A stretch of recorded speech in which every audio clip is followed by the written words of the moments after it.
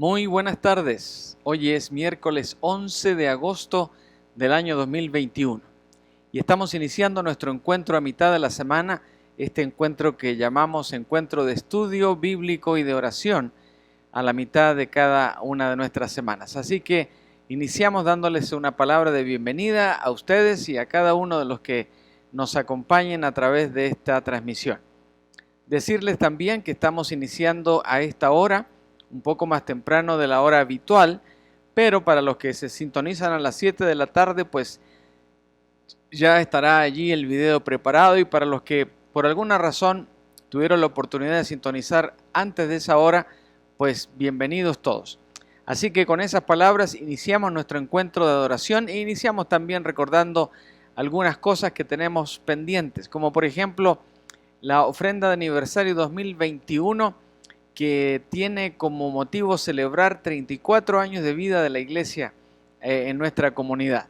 Así es que esta ofrenda tiene el propósito de alabar al Señor y de regalarle algo al templo, algo que va a servir para que adoremos a nuestro Dios de una manera todavía mejor, todavía más honrosa, todavía más con nuestro corazón. Así es que prepárese para estar ofrendando esta ofrenda de aniversario que recogeremos hasta el segundo domingo del mes de octubre y esperamos cumplir la meta. La meta no está escrita ahí, pero la verán el domingo cuando tengamos sobres apropiados para esta ofrenda. Así es que tomen en cuenta esto. Lo otro también es importante a los miembros del concilio de la iglesia. Este jueves, o sea, mañana a las 7 de la tarde tenemos reunión en el hogar del matrimonio Fong. Así que ellos amablemente nos esperan ahí a las 7 de la tarde para tener nuestro concilio. Tenemos una reunión muy importante porque habremos de definir qué estará sucediendo en las próximas semanas en el trabajo de la iglesia. Y todo, por supuesto, está relacionado con esto que usted está viendo en la pantalla, el COVID-19, este coronavirus que nos ha complicado la vida y que todavía lo sigue haciendo con peligrosa insistencia. Así que tenemos que estar bien preparados y hacer las cosas de la mejor manera. Y comentar un par de cositas que en estos días se han destacado aquí en nuestra ciudad. El coronavirus ha causado complicaciones a estudiantes y maestros en nuestra ciudad, dado que hoy está ya su segunda semana de clases, ¿verdad? O primera semana. No, esta es la segunda semana con estudiantes. Y los distritos ya están informando de una sumatoria más o menos de 100 casos con COVID durante esta primera semana de clases pasada. El distrito de Socorro, por ejemplo, informó de 5 casos positivos entre estudiantes, más un caso entre su personal. El distrito del Paso, 13 casos entre el personal, 0 casos entre los estudiantes. El Distrito Escolar Independiente de Isleta reportó 15 casos entre estudiantes y 2 entre su personal. Pero todo esto ha estado variando día por día, así es que sabemos que son más casos en cada uno de los distritos. Pero eso nos hace entender que el asunto de la vacuna ha servido de manera maravillosa para los que se la han puesto. Y como todavía a los menores de edad no les corresponde, pues ellos están en un cierto peligro todavía. Lo que llama la atención aquí en este informe es que muchos del personal de estos distritos han salido positivos con el coronavirus. Bueno, probablemente se deba a que ellos todavía no han tomado la decisión de vacunarse. Y este es un asunto tremendo, que hay que vacunarse para poder seguir adelante. Así es que, como hemos insistido semana tras semana en las últimas 2-3 meses, busque un lugar para vacunarse. Vaya a ese lugar, después vacúnese sin temor y después esté atento a la segunda dosis. Yo estuve en la tienda, en la farmacia Alberson ayer buscando un medicamento para la familia y resultó que había una linda cola de personas esperando y tomando sus notas para poder vacunarse a esa hora de las 5, 6 de la tarde. Así que el personal ahí muy amable estaba atendiendo a cada quien y todo el mundo iba saliendo ya con su primera dosis de vacuna. Es importante hacer esto porque es lo que está deteniendo en mayor intensidad en la propagación del COVID-19. Así es que no nos hagamos los héroes, por favor. Es un asunto de que la vacuna funciona. ¿Funciona en un 100%? No, eso ya lo sabemos. Y eso se da en todas las vacunas que existen. Siempre hay un porcentaje mínimo que, aunque se ponga la vacuna, va a resultar finalmente contagiado, contaminado con el virus correspondiente. Pero las probabilidades se disminuyen de una manera dramática.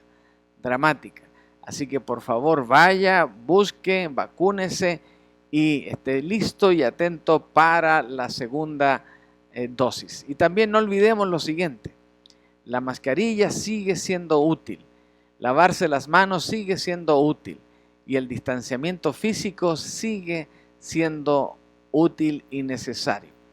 Ahora, algunos de ustedes comentarán que hay una noticia que está circulando por todos lados donde nuestro gobernador ha tenido ciertas reacciones contrarias al hecho de lo que él ha declarado o ha tratado de hacer en cuanto a que no se exija en ningún lugar el uso de la máscara y tampoco en las escuelas. Bueno, eso es algo que él está intentando hacer para proteger, me imagino, la normalidad de nuestro estado. Sin embargo, todos tenemos la libertad de portar una máscara si así lo estimamos conveniente. Claro, no podemos andar obligando a los demás, pero cada quien sí puede usarla cuando decide hacerlo. Así que no hay ninguna libertad aquí que se esté coartando, por el contrario, simplemente se trata de que cada quien en su propia convicción decida seguir usando la mascarilla, decida seguir lavando sus manos, siga manteniendo un distanciamiento físico razonable entre unos y otros para evitar cualquier contagio. Y finalmente, pues sigamos compartiendo que estamos de regreso. Ya tenemos 2 meses de estar de regreso aquí en el templo, cada domingo. Así que comparte, invita, traiga, adoremos juntos. Esa es la invitación para todos nosotros en este tiempo. Así es que nos hemos gozado en las últimas semanas estando juntos y esperamos seguir haciéndolo de esa manera en las próximas semanas. Así que compartamos, invitemos, vengamos al templo, adoremos juntos. ¿Cuáles son las condiciones para aquellos que no han venido todavía? Seguimos usando máscaras aquí en el templo. Ya no como un asunto obligatorio, pero con una recomendación muy entusiasta de que lo sigamos haciendo. El único que no está usando la máscara mientras está en el púlpito es el pastor, pero tan pronto el pastor baja a saludar, se pone su máscara y entre todos así nos estamos cuidando. Además de que todavía nuestros saludos son muy protocolares para que también no nos contagiemos unos a otros, ni siquiera de manera accidental. Así que dicho eso, vamos ahora al momento de orar y vamos a orar por todos nosotros, por la iglesia, por nuestras familias y por cada uno que tiene una necesidad. La pondremos también en esta tarde delante del Señor. Y en eso ustedes me ayudan, porque ustedes mejor que nadie saben lo que preocupa sus corazones, la necesidad que tienen en su salud o en su cuerpo o en su familia. Así que cada quien interceda por aquellas razones que tiene en su corazón. Así que dicho esto, vamos a orar entonces y pidámosle al Señor que Él obre en todos aquellos asuntos en los cuales tenemos una necesidad.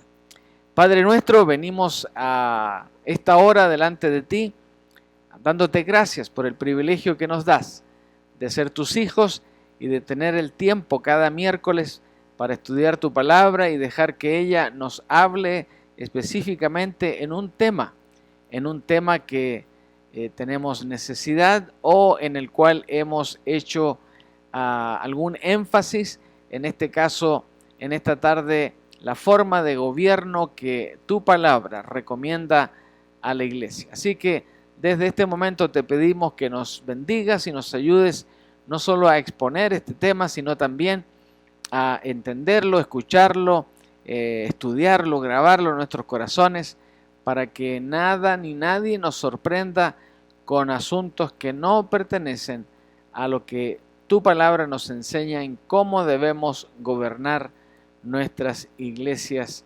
cristianas.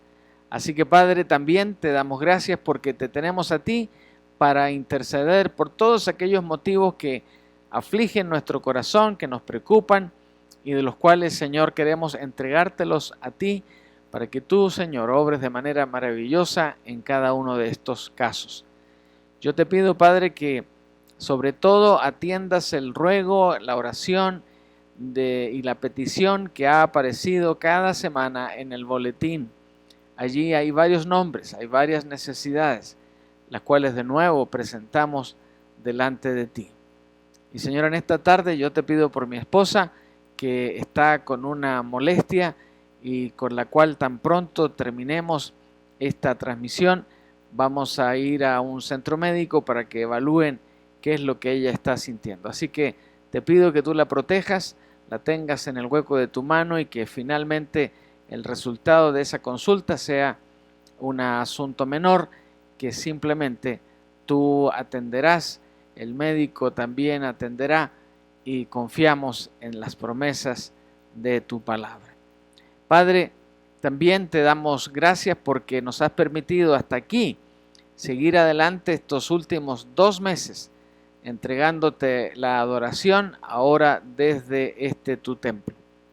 Así que ayúdanos mañana también en el concilio a discernir lo mejor para la iglesia y lo mejor también para ti. Queremos honrarte y glorificarte, pero queremos hacerlo de manera ordenada, con cordura, con inteligencia, de tal manera que haya bendición en la vida de cada familia, pero que no seamos víctimas del descuido o de este COVID-19 que sigue haciendo estragos en tantos y tantos lugares de nuestro planeta.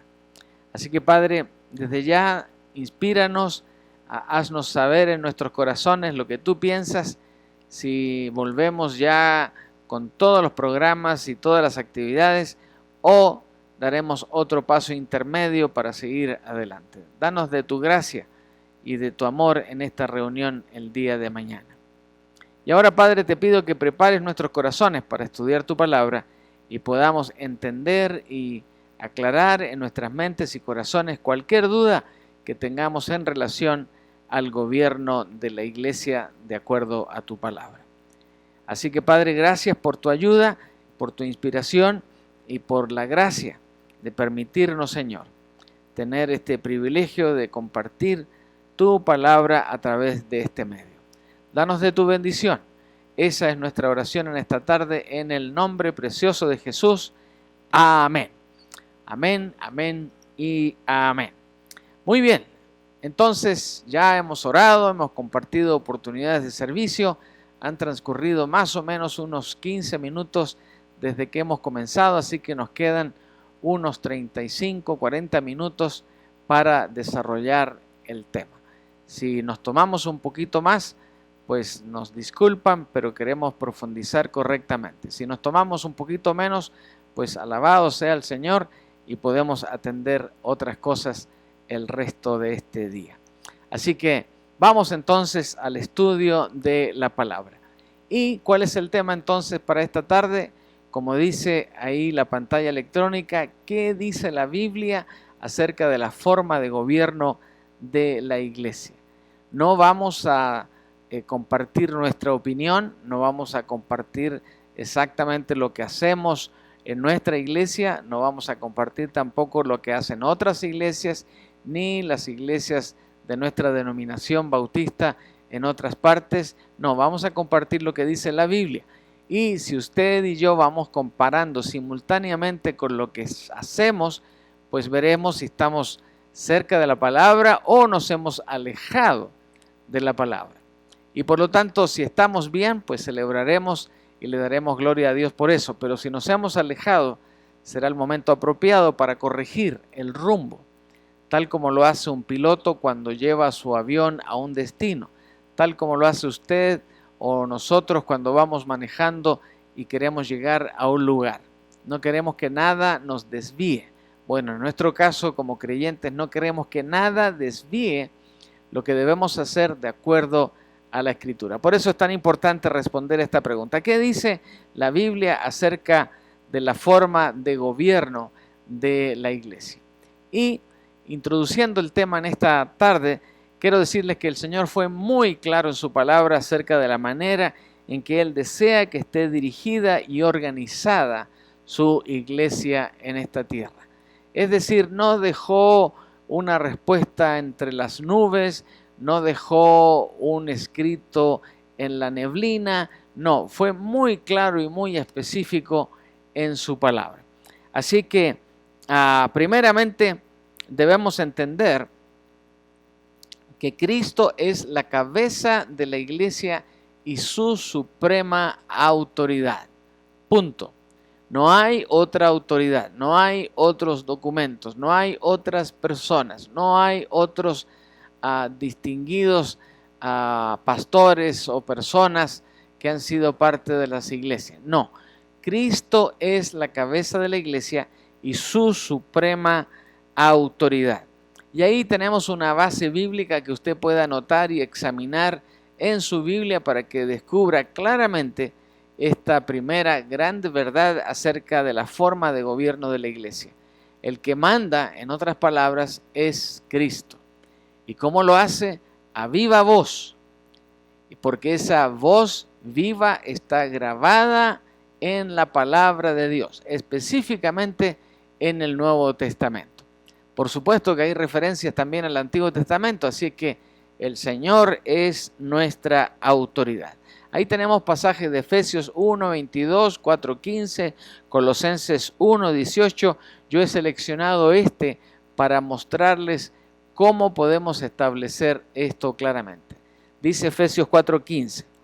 En cambio, hablaremos la verdad con amor y así creceremos en todo sentido hasta parecernos más y más a Cristo, quien es la cabeza de su cuerpo, que es la iglesia. ¿Alguna duda? ¿Verdad que no?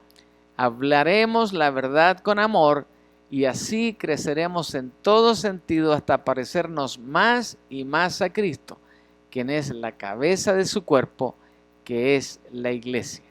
Entonces, ¿quién es la autoridad?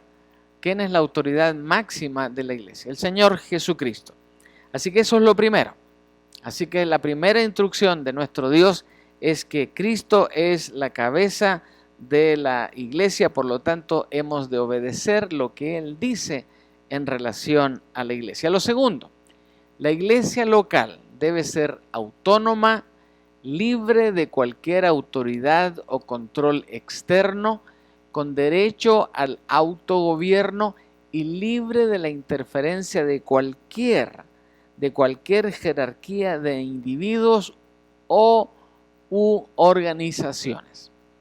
Miren qué interesante esto. La iglesia debe ser autónoma, libre de cualquier autoridad o de control externo, con derecho a un autogobierno y libre de la interferencia de cualquier otra jerarquía, sean de personas, instituciones u organizaciones. Así que si tomamos esto y lo medimos en relación a nuestra iglesia, por supuesto que nuestra iglesia es autónoma. Algunos dirán, pero somos parte de la Asociación Bautista del Paso, somos parte de la Convención Bautista del Estado de Texas, somos parte de la Convención Nacional de los Bautistas del Sur. Bueno, todo eso es verdad, pero aún así mantenemos nuestra autonomía, porque ninguna de estas instituciones tiene autoridad o control sobre nosotros. ¿Por qué? Porque tenemos un autogobierno del cual libre de interferencias, sin jerarquías de individuos u organizaciones que nos digan qué hacer. Así que hay un pasaje allí en Tito que ilustra esto de la siguiente manera. Dice el pasaje: te dejé en la isla de Creta para que pudieras terminar nuestro trabajo ahí y nombrar ancianos en cada ciudad como te lo indiqué.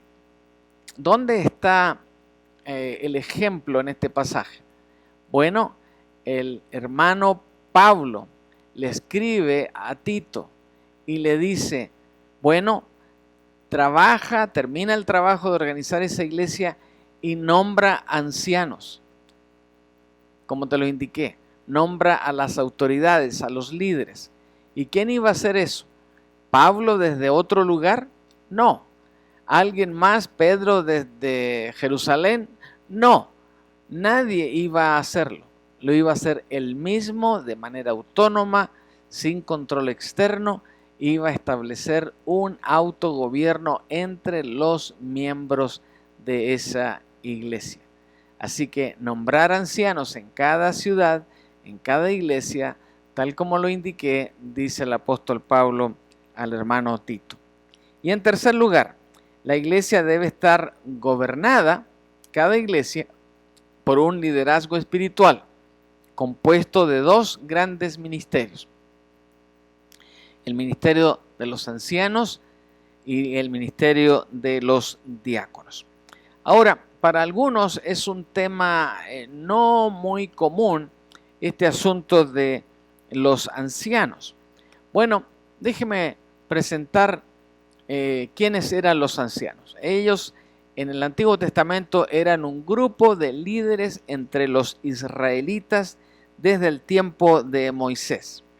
Ellos eran un grupo que Moisés seleccionaba para que le ayudaran en la tarea de administrar, en este caso no la iglesia, pero al pueblo de Dios, al pueblo de Israel. Así que era un grupo de líderes, no eran cualquier persona. Tenía que haber esa habilidad en cada uno de ellos. Y por eso, en distintos pasajes del Antiguo Testamento, vamos a encontrar lo siguiente. Los encontramos, por ejemplo, tomando decisiones políticas, ahí en 2 de Samuel y 2 de Samuel 17. Posteriormente en la historia encontramos a los ancianos aconsejando al rey de turno, ¿verdad? Y después los encontramos representando al pueblo en lo que concierne a asuntos espirituales. Ahí, en todos estos casos, hay citas que están aquí en mis notas, a Reyes 27, Primera de Reyes, Éxodo 7, Números 11, 16, 24 al 25, etc. Hay una base bíblica amplia para todo esto. Y también contarles y decirles que la primera traducción griega del Antiguo Testamento, es decir, la Septuaginta, usaba la palabra griega presbuteros para la palabra anciano. Y esta es la misma palabra griega usada en el Nuevo Testamento, que también es traducida como anciano. Es decir, aunque eran palabras distintas por el idioma, resulta que en el final de las traducciones el significado maravillosamente se mantiene, porque quiere decir exactamente lo mismo. Entonces tenemos claro que este concepto de anciano viene desde el tiempo de Moisés y que se usó durante todo este tiempo hasta que comienza la era del Nuevo Testamento. Ahora, en el caso del Nuevo Testamento, este menciona varias veces a los ancianos que asumían un papel de liderazgo en la iglesia.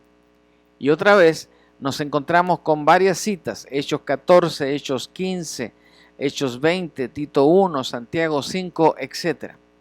Yo selecciono esta tarde para mostrarles claramente de dónde viene este concepto. Observe bien, Pablo y Bernabé. Esto lo escribe Lucas en Hechos 14. Por eso él usa estos nombres con los cuales él tenía no solo familiaridad, sino que era compañero de ellos también. Pablo y Bernabé también nombraron ancianos en cada iglesia. Con oración y ayuno encomendaron a los ancianos al cuidado del Señor en quien habían puesto su confianza. Entonces, ¿qué hizo Pablo y Bernabé? Nombraron a estos ancianos en cada iglesia para que fueran ellos los que llevaran adelante el trabajo de la iglesia, la organización de la iglesia, la administración de la iglesia y el quehacer de la iglesia. Así que, aparentemente, si vemos ahí bien el pasaje, observe ahí que las dos palabras ancianos están en plural. ¿Qué nos quiere decir eso? Bueno, que todo nos indica que usualmente era más de uno. Eran varios ancianos que generalmente hacían diferentes áreas dependiendo a los dones de cada uno. Así que cada iglesia tenía más de uno, porque en este caso vemos claramente el plural en este pasaje. Las únicas excepciones que vemos se refieren a casos en los que un anciano es mencionado en singular por alguna razón en particular. Como por ejemplo, allí en 1 de Timoteo 5 y 1 de Timoteo 5:19, tenemos un pasaje que nos habla de la palabra anciano en minúscula, en singular. Y es una advertencia clara del apóstol Pablo a Timoteo. No escuches ninguna acusación contra un anciano singular, a menos que haya 2 o 3 testigos que la confirmen. No basta un testigo, tienen que ser 2 o 3 que la confirmen. Así que no escuches ninguna acusación contra un líder anciano en nuestra iglesia si no hay 2 o 3 testigos que lo confirmen. En la iglesia de Jerusalén ellos formaban parte, por supuesto, del liderazgo con los apóstoles, como lo declara también Hechos capítulo 15. Esa es una realidad. Así que parece que la posición de anciano era igual a la posición de episcopos. Entonces un anciano era un episcopo que también se traduce como un supervisor o como un obispo. Episcopos quiere decir obispo y también quiere decir supervisor. Y busquen las citas ahí en Hechos 1:30 y 1 de Timoteo 5:15. Así que de esta manera el anciano tenía una posición de veedor, supervisor u obispo, tenía cierta autoridad para pedir que alguien hiciera una tarea, pero también para pedir cuentas acerca de esa tarea, como haría un supervisor hoy en la actualidad. En el caso del episcopo o del obispo, lo hace con ese sentido cristiano de ver si ha cumplido realmente con su promesa de trabajo delante del Señor. Déjeme mostrarle 2 ejemplos que dice la Biblia, ahí en Hechos 11:30. Así lo hicieron y confiaron sus ofrendas a Bernabé y a Saulo para que las llevaran a los ancianos de la iglesia de Jerusalén. Aquí en el capítulo 11 se está hablando de esta gran ofrenda que recogieron todas estas iglesias de Asia y que juntaron todo ese dinero y se lo dieron a Bernabé y a Saulo para que lo llevaran a Jerusalén. ¿Y qué dice el pasaje? Bueno, ¿a quién le iban a entregar esta ofrenda? Era a los ancianos de la iglesia de Jerusalén. No era uno, eran varios, y ellos eran los responsables, los veedores, los obispos de la iglesia. Por lo tanto, ellos se iban a encargar de recibir y de distribuir la bendición de esa ofrenda. También en Timoteo 5:17 encontramos lo siguiente: los ancianos que cumplen bien su función, deberían ser respetados y bien remunerados, en particular los que trabajan con esmero tanto en la predicación como en la enseñanza. Así que un anciano debe ser siempre respetado y bien tratado. Así que son trabajos de confianza. Un anciano tiene un trabajo de confianza. Por eso el término anciano también podría referirse a la dignidad del ministerio, mientras que el término obispo o supervisor denota su autoridad y deberes.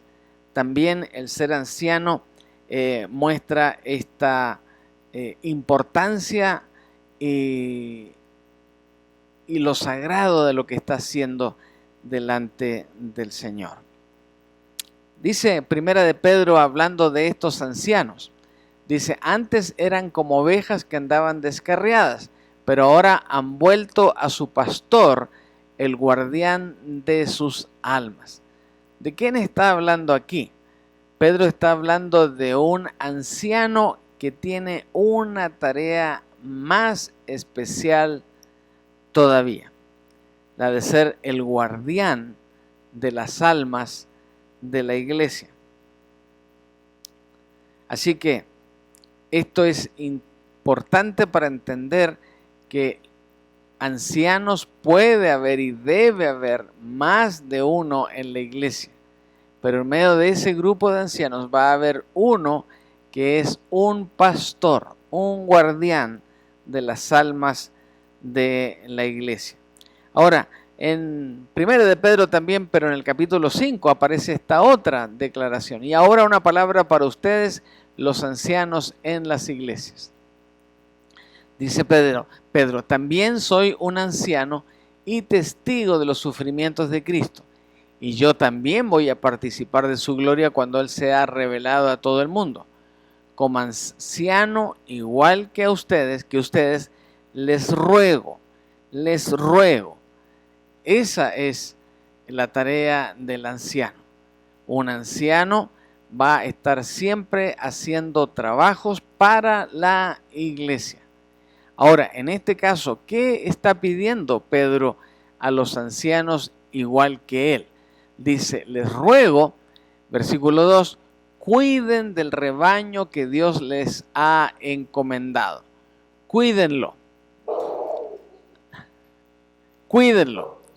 Háganlo con gusto, no de mala gana, ni por el beneficio personal que puedan obtener por ello, sino porque están deseosos de servir a Dios, para que sirvan al Señor.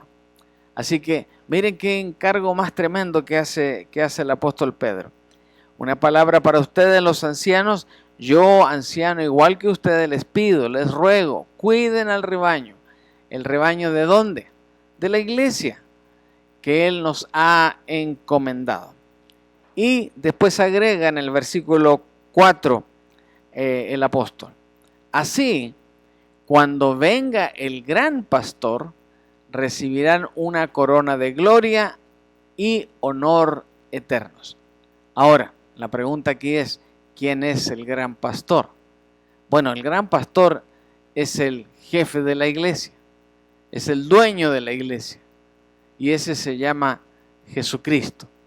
Así que cuando venga el gran pastor, o sea, Cristo regrese por segunda vez, Él va a otorgar estas coronas de gloria y honor eternos a todo aquel que fue anciano y que cuidó del rebaño de Dios que el Señor ha encomendado. Así que en Filipenses 1:1 encontramos también que Pablo saluda a los obispos y diáconos, pero no menciona a los ancianos, probablemente porque los ancianos son los mismos obispos, servidores o administradores que están haciendo la tarea para que la iglesia siga avanzando.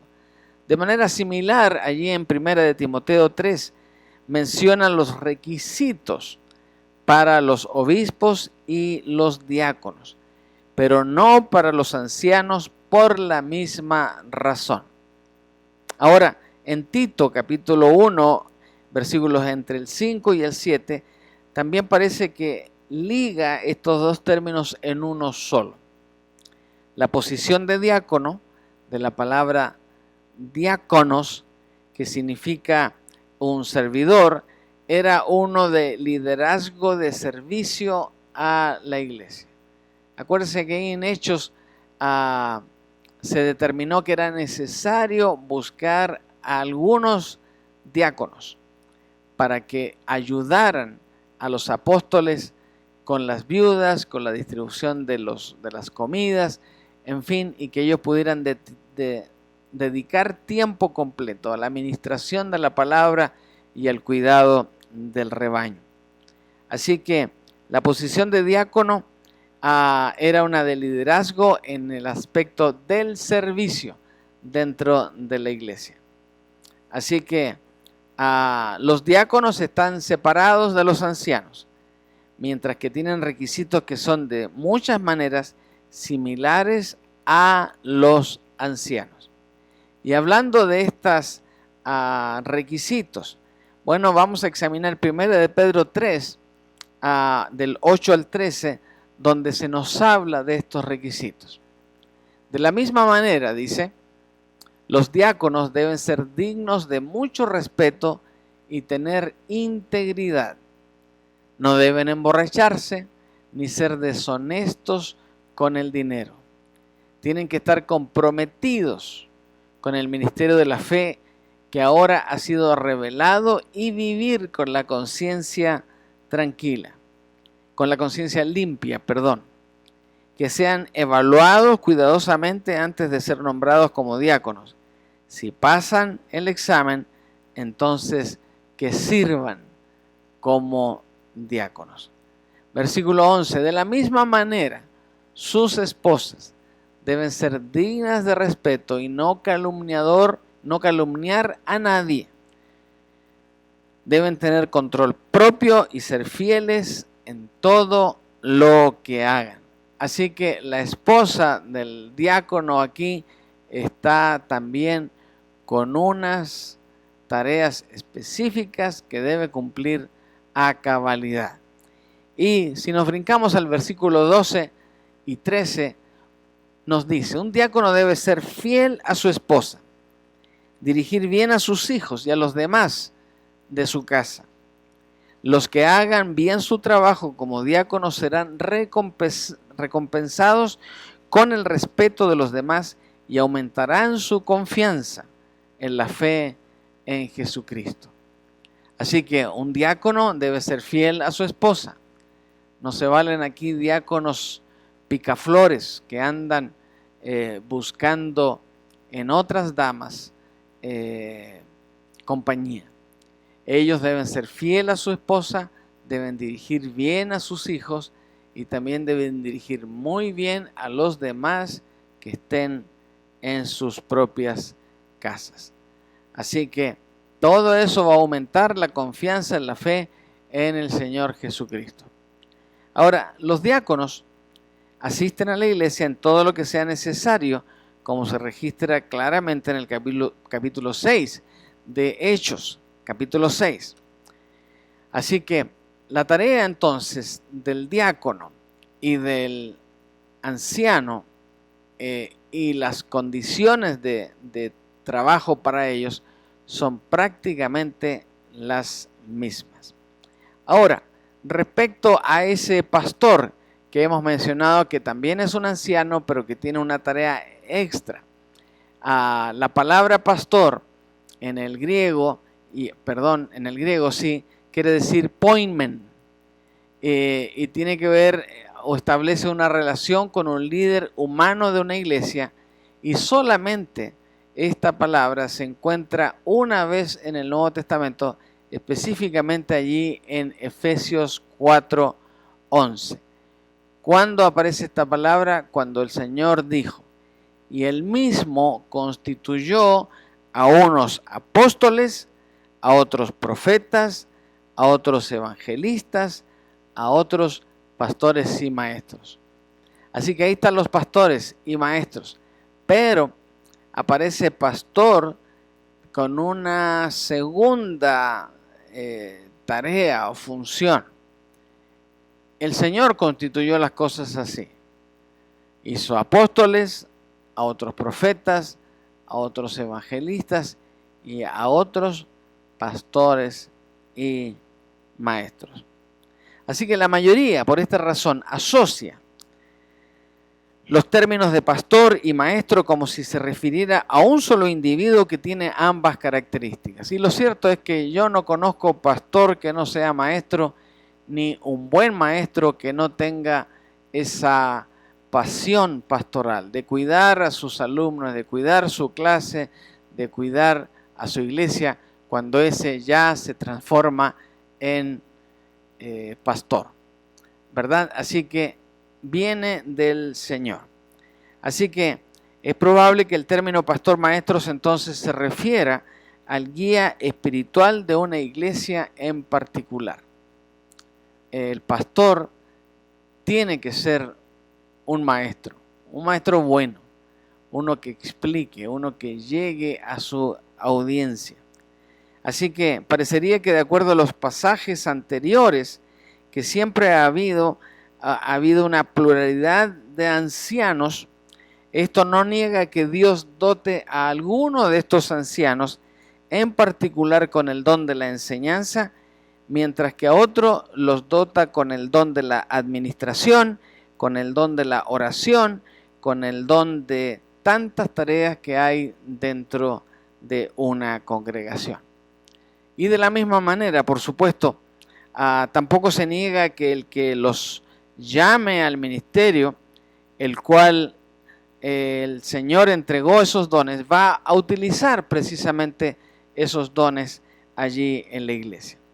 Así que de esta manera, un anciano puede surgir como pastor, otros puede hacer la mayoría de las visitas a los miembros porque tiene el don de la compasión, otro puede dirigir en el sentido de manejar los detalles organizacionales, etc. Así que muchas iglesias, por esa razón, que están organizadas con la administración de un pastor y un diácono, realizan funciones de una pluralidad de ancianos.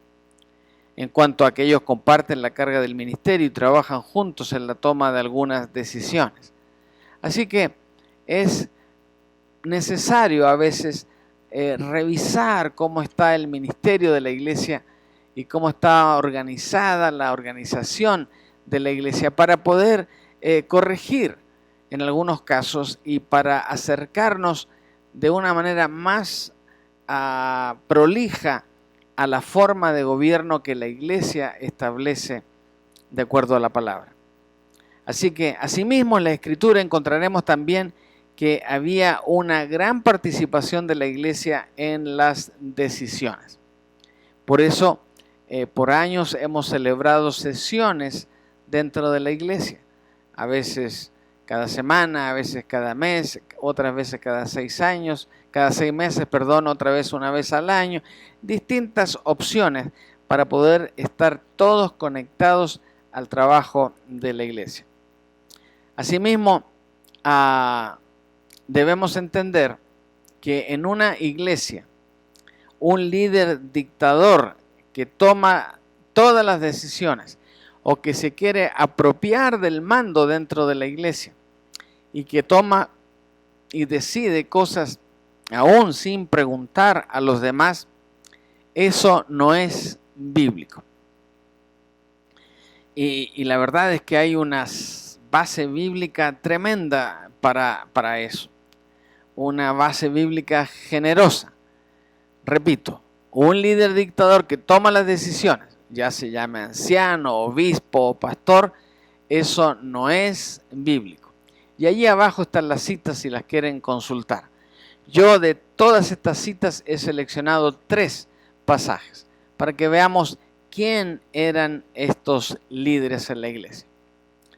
Hechos 1:23. Así que propusieron a 2 hombres, a José, a quien llamaban Barsabás, también conocido como Justo, y Matías. Si usted no se acuerda quién fueron estos 2 grandes personajes, bueno, fueron los que reemplazaron a los apóstoles que ya no estaban dentro del grupo del Señor. Acuérdense que Judas había fallecido, había que reemplazarlo. ¿Y quién más? No me acuerdo en este momento. Así que estos 2 reemplazaron a las autoridades dentro del apostolado de la iglesia. El siguiente pasaje está ahí en Hechos 6:3 y dice: por lo tanto, hermanos, escojan a 7 hombres que sean muy respetados, que estén llenos del Espíritu y de sabiduría. A ellos les daremos esta responsabilidad. ¿Cuál fue la responsabilidad que recibieron? El diaconado, exactamente. Estos hombres tenían que tener estas características. Debían ser muy respetados por los demás, debían estar llenos del Espíritu Santo y también debían tener sabiduría. Debían tener sabiduría. A ellos se les dio, a estos 7 diáconos se les dio esa responsabilidad. Y el siguiente pasaje, las iglesias los nombraron para que nos acompañaran a llevar la ofrenda a Jerusalén, un servicio que glorifica al Señor y que demuestra nuestro anhelo de ayudar. Así que ancianos acompañaron a Pablo y a Bernabé a llevar esta iglesia, a esta ofrenda a Jerusalén para que llegara sin ninguna demora. Así que lo mismo sucede con una iglesia gobernada por la congregación, que no les concede importancia a la participación de los ancianos o líderes de la iglesia.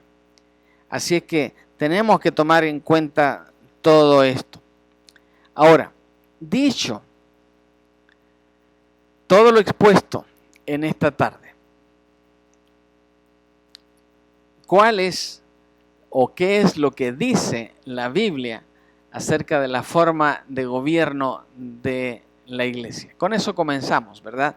Esa fue nuestra pregunta, fue nuestro cuestionamiento. ¿Qué dice la Biblia acerca de la forma de gobierno? Y en resumen, hemos visto esta tarde que la Biblia enseña lo siguiente. Estamos basándonos en todo lo que la Biblia ha declarado en todos estos pasajes abundantes que hemos citado en esta parte. Primeramente, ¿quién es la cabeza de la iglesia? Cristo es la cabeza de la iglesia y su suprema autoridad. No vamos a repetir el análisis de los pasajes porque ya los vimos, pero no olvidemos esto. Nosotros en nuestra iglesia insistimos en esto, porque a veces alguien dice, no, la iglesia del hermano tanto, la iglesia de este otro hermano, no, la iglesia del hermano San Martín. No es la iglesia ni de ellos ni de nadie. La iglesia es de Cristo. Él es la cabeza y es nuestra suprema autoridad. Por eso cuando encontramos un pasaje donde es Cristo hablando y diciéndole a la iglesia lo que debe hacer, el pueblo de Dios, su iglesia, no tiene otra decisión que tomar más que la de obedecer. No estamos aquí para decirle al Señor Jesús, oye Señor, ¿no crees que no nos convendría mejor hacerlo de esta otra manera? O en vez de hacerlo los domingos, ¿por qué no le cambiamos a jueves o a viernes? No.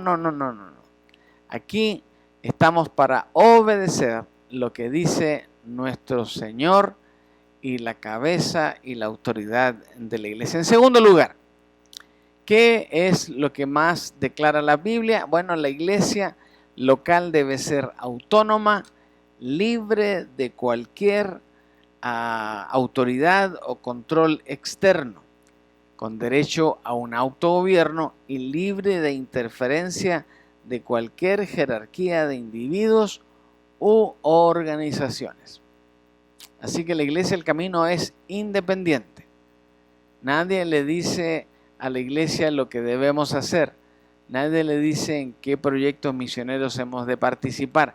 Todo lo decide la propia iglesia. Tampoco nadie le dice al pastor acerca de qué predicar o enseñar. No, el pastor busca la voluntad de Dios en su palabra, ve la necesidad de la iglesia y el Señor se encarga de decirle de qué vamos a predicar cada semana. Y en tercer lugar, ¿qué más nos declara la Biblia? La Biblia nos declara que la iglesia debe estar gobernada por un liderazgo espiritual compuesto de 2 ministerios principales, el ministerio de los ancianos y el ministerio de los diáconos. Ancianos y diáconos. Diáconos o líderes que hemos seleccionado para las distintas tareas de la iglesia. Es decir, en otras palabras, un liderazgo que consiste en una pluralidad de ancianos, obispos, supervisores y servidores, junto con un grupo de diáconos que trabajan como siervos de la iglesia. Cada uno de estas personas, sometidos todos a esa autoridad de la suprema autoridad de la iglesia que es Jesús, podemos servir con gozo, hacer la tarea que hay que hacer y disfrutar el servicio al Señor en la tarea de la iglesia. Es decir, tiene que haber un liderazgo, aquí lo tenemos y gracias a Dios estamos funcionando con ese ministerio que produce el resultado de tantas necesidades y trabajos que el ministerio requiere. Así que esto tampoco es contrario a la pluralidad de ancianos. El tener a uno de estos ancianos sirviendo en un ministerio mayor, es decir, el ministerio pastoral, también es parte de la tarea de la iglesia. Porque, claro, aunque tengamos varios ancianos y aun cuando tengamos diáconos en la iglesia, alguien tiene que ayudarnos a decidir entre qué buenas ideas, entre lo que el Señor ha inspirado a más de alguno, debemos realmente marchar. Y si no hay un liderazgo que finalmente dé orientación en cuanto a lograr diferentes objetivos dentro de la iglesia, pues nos vamos a perder un poquito. Por eso, no es contrario a la pluralidad de ancianos y de servidores dentro de la iglesia el que haya este ministerio mayor, que es el pastoral. Ahora, recuerden, el pastor por sí solo no tiene ninguna autoridad más que la autoridad que la iglesia le confiere. Y cuando se han de decidir cosas de cualquier asunto, el pastor siempre va a llamar a este grupo de líderes, a este grupo de diáconos, a este grupo de ancianos para llevar adelante la tarea y decidir lo que es mejor para el ministerio de la iglesia. Así que no se olvide que Dios llama a algunos como pastores y maestros. Así como Él llamó a algunos a ser miembros ahí en Hechos capítulo 13, pues lo hace en la iglesia y le da a cada uno de estos ancianos, les da dones y talentos para el desarrollo de la congregación. Por lo tanto, una iglesia puede tener muchos ancianos, pero no todos los ancianos son llamados a servir en el ministerio pastoral. Así que esa es la respuesta a qué dice la Biblia acerca de la forma de gobierno de nuestra iglesia. Si usted observa alguna discrepancia entre lo que hacemos y lo que la Biblia dice en cuanto a esta forma de gobierno de la iglesia, pues hágale saber al pastor, a algún otro líder, acerca de que no estamos del todo correctos con lo que hoy se ha enseñado en el estudio bíblico del miércoles. Y podremos corregir. Pero si se trata solo de la semántica de las palabras, del uso de las palabras, pues tengamos cuidado con eso porque realmente estamos muy, muy cerca del patrón de trabajo que el Señor le ha dado a esta iglesia al camino. Muy bien, con todo esto entonces en nuestro corazón podemos quedarnos tranquilos de que estamos de acuerdo a la palabra del Señor haciendo lo que nuestro jefe supremo demanda de nuestra iglesia en esta hora. Vamos a orar para despedirnos y para pedir la bendición del Señor y para decirle a Él gracias por esta palabra maravillosa que nos orienta con tanta precisión en tantos de los temas que son cruciales para la vida de la iglesia. Así que acompáñenme a orar y a pedir la bendición en esta tarde. Padre nuestro que estás en el cielo, en la tierra y en todo lugar, venimos ante tu presencia en esta tarde para darte gracias una vez más por tu palabra, la cual pristina y cristalina nos señala cómo hemos de hacer las cosas, cómo hemos de practicar la forma de gobierno de la iglesia de acuerdo a tu palabra. Señor, que nunca decaiga nuestro entusiasmo por examinar tu palabra, por buscar en ella las respuestas a todas nuestras necesidades y a todos nuestros desafíos dentro de la vida cristiana. Siempre tú tienes una palabra maravillosa para cada uno y para toda la iglesia. Ahora, Padre, te pido que para terminar y despedirnos, nos entregues a cada uno tu bendición, la bendición de tu Hijo amado y la bendición de tu Santo Espíritu. Y que con este gozo en tu nombre tengamos la decisión desde ya, la energía desde ya, para que el domingo vengamos al templo y te adoremos con todo el corazón. Bendícenos, Padre. Te lo pedimos todo con acción de gracias en el nombre precioso de Jesús nuestro Señor y Salvador. Amén. Que el Señor nos bendiga a todos y no se olvide, nos vemos sin falta el próximo domingo aquí en el templo. Dios les bendiga.